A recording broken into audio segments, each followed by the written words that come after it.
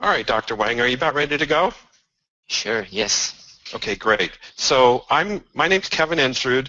I'm from Los Angeles and Orange County area. I'm with Successfully Wired Marketing, and this is an expert series where we learn about just things from experts in different industries. And today we're talking with Dr. Wang from Whittier Square Dentistry, and he's an expert in dentistry.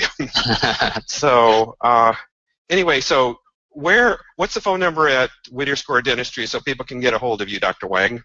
Well, our office's name is Whittier Square Dentistry, and our phone number is 562 696 2862. All right, great. How many dentists work at Whittier Square Dentistry?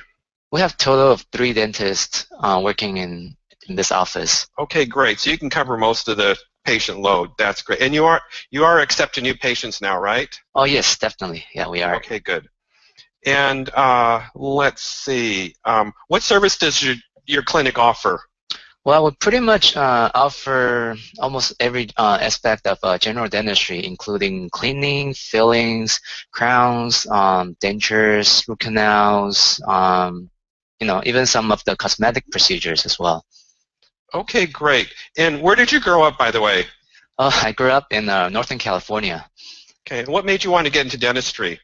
Well, I have a family member who was a dentist, so I kind of growing up hanging around his office when I was little, and that's kind of got me into it. All right, great. And what dental school did you go to?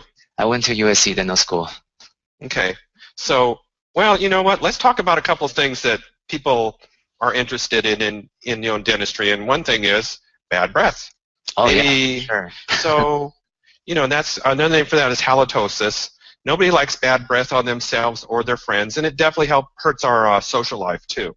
So, what causes bad breath? Well, bad breath can be caused by many different factors.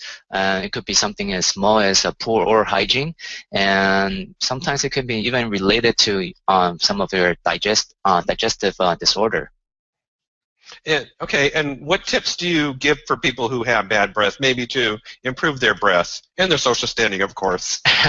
Well, the first thing definitely is to get your gums healthy, because with unhealthy gum, you can get food particle trapped between your teeth much more easily. And when it does happen, bacteria kind of like grows, and then that causes bad breath. So definitely get your gums healthy. That's very important. So to do that, you have to kind of brush your teeth, floss, use some mouthwash. Those are helpful.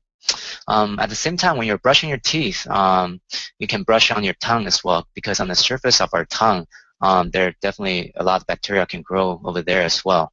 So those are some of the small tips you can follow. Okay, great. And my mother, I don't know if this is all wives' tale or not, but my mother told me that skipping meals can definitely affect your breath. Is this true or not? Well, there is some truth to that, because if you think about it, if you skip meals, you usually tend to get dry mouth because you don't produce a lot of saliva, and when you do have dry mouth, again, bacteria grows, and then it can cause bad breath. So if you do have to skip meals sometimes, my recommendation probably you can chew some sugarless gums, or even drink a lot of water to keep your mouth moist, and those are actually quite helpful to prevent dry mouth and bad breath. Okay, great. Those are some excellent tips.